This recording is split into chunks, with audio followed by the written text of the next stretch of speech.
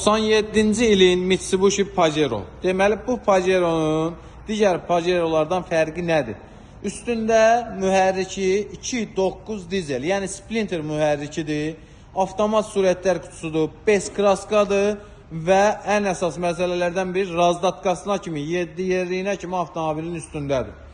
Mühərriki, sürətlər kutusu, təkəri, diskləri, üstündəki usliteli, aparaturası, fırlanan monitoru, yəni nə desəm bu avtomobildə mövcuddur. Çox ideal da bir avtomobildir. Həqiqətən şəxsən mən özüm də bu avtomobili çox bəyəndim. Çox səliqəli, çox baxımlı, çox pul qoyulub avtomobilə.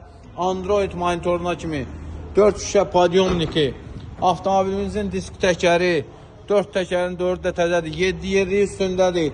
Ən əsas məsələlərdən biri sənədləri qaydasındadır.